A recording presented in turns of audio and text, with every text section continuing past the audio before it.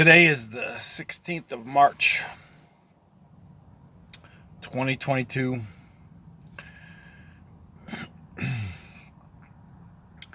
For 3 weeks, the Russians have been invading Ukraine. This is a really interesting thing that I've been trying to pay attention to, and a lot of it makes no sense to me. Let me try to explain. Ukraine is a big country, but it's not like United States big. Russia, we've been told ever since I've been alive, that Russia has been the biggest threat to humanity since, for 60 years, 70 years, actually, maybe 75. Let's go by 75 years. For 4 years under Trump, Trump was a Russian operative, and, Russia's a big threat. They supposedly have advanced military capabilities that rival ours. All kinds of interesting things that they do have nuclear weapons and all kinds of other things. And yet, for some reason, they can't take over a country that's on their southern border in a couple days. It's been 3 weeks.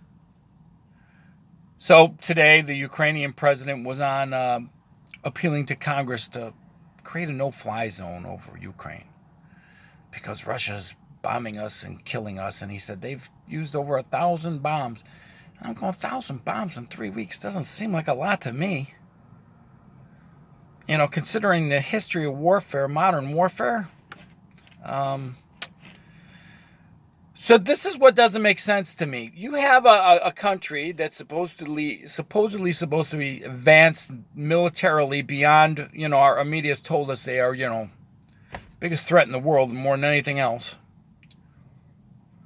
And they invade a country and they're still invading in 3 weeks.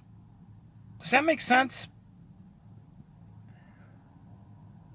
Now, let's compare this. If the Germans did this, 70 years ago. If the Germans did this, it would have been over. It would have been over in a week. So what's holding them back? Where are all the bodies? I want to see the bodies stacked everywhere. The news should be showing bodies like, it should be all over social media. It should be all over the place. It should be everywhere. But where are all the pictures? I've been looking. I ain't finding much. I saw one today where some BBC reporter was going to talk to these victimized Ukrainians in a bus, and they were asking where the cannabis is. That's not a joke. And they were all smiling and laughing. It's kind of strange. There's a saying that the first casualty in any war is the truth. Look, I'm not the sharpest tool in the shed, but I like to think that I am a critical thinker. And if this is a horrific war that's, just beyond, the media is telling us that it's the end of the world, basically. It's World War III, it's this, that, and the other thing. How the hell have the Russians been there for 3 weeks? Are you supposed to tell me the Ukrainians are such incredible fighters that they're holding back the Russian mob, the Russian hordes for 3 weeks? The president of Ukraine was addressing our capital, to our Congress, our joint session of Congress today via a Zoom screen or a big screen or whatever. If he's the president of that nation, how is he still alive? Why have the Russians taken him out? You don't think they got bunker busting bombs and stuff like that? How come that guy, and then he's communicating with Congress? Who sets that up? Somebody set all that up. So there's communication lines still. Usually in war, let me tell you something. When you have a war, first thing you usually do is knock out communications. That's what you do. You have whole people that do that. You knock out all communication with the outside world. You cut them off. And then you basically kind of take out all their roads. You take out all their railroads. You take out all their ports. You take out all their ammunition plants. You take out all the things that are going to keep them fighting. How on earth does this guy get a message out to sit there in a t-shirt and talk to Congress? 3 weeks. 3 weeks the Russians have been there. So what's going on? What's really the truth here? Do you not? I mean, I don't know how many people are going to see this. I think it's funny. I got 400 subscribers on YouTube, and I get like 15 people that watch my videos. That's kind of interesting, isn't it? You think more would, but you know, I'm not in this to entertain people. I make these things for myself. I look back at myself. But the truth is, something ain't right. Something in the milk ain't right. I mean, something's wrong here.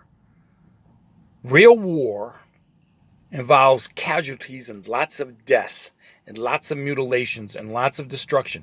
There's something else I kind of laughed at. Supposedly, the Russians bombed a maternity hospital and like 3 people died. Well, that's a pretty pathetic bombing. And one of the things I've noticed over the years, when you try to gain public support for a country, you always make sure that a children's hospital, not a regular hospital, either a children's hospital or a maternity hospital gets destroyed.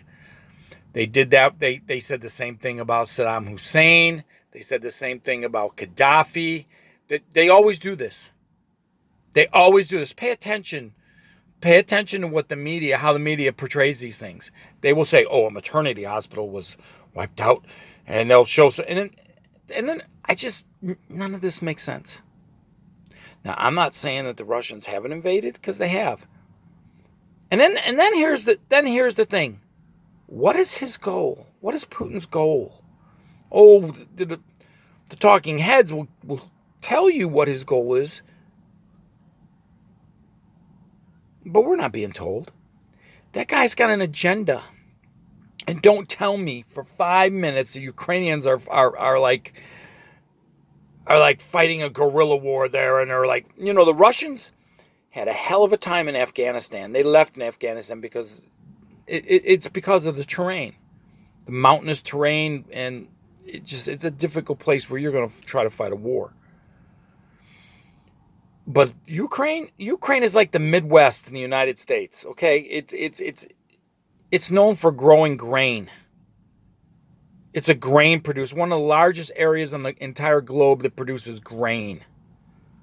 So it's not mountainous. It's not. There are some in various regions, but for the most part, there's not a lot of large cities there. So what the hell are the Russians doing? There's something going on there they're not telling us about.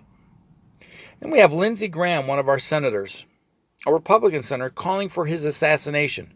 Well, that's new. Well, I've never heard anything like that before. Why? And all of a sudden, Putin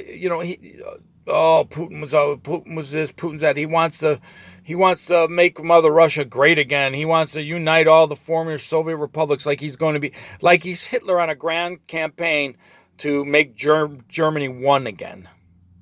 Because that's what Hitler was doing. He was grabbing little parts of German-speaking people that were in countries that were broken up and destroyed after the Austrian-Hungarian Empire got split up after World War I. You can't compare them because it's not the same.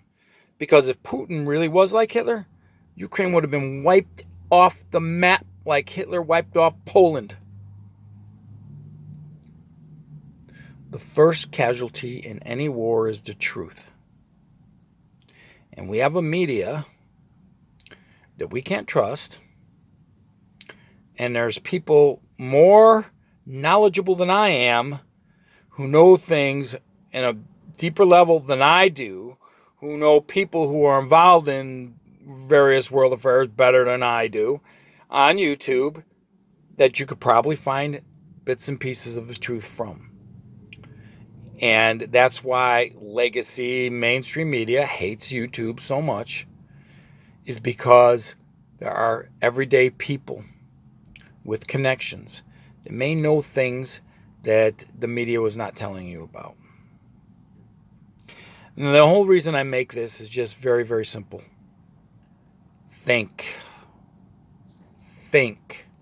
We have been told for ages how powerful the Russians are. How incredibly powerful and what a formidable foe. And, they have all of this and they have all of that. And they got the, they have nukes. They're a superpower. Well, how the hell are they not running over this little country, Ukraine?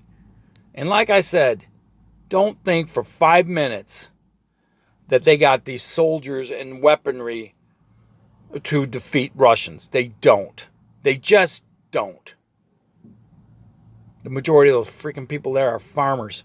I mean, honest to goodness. And you have to remember, all the Ukrainian people, all of them, without exception, speak Russian. Every one of them.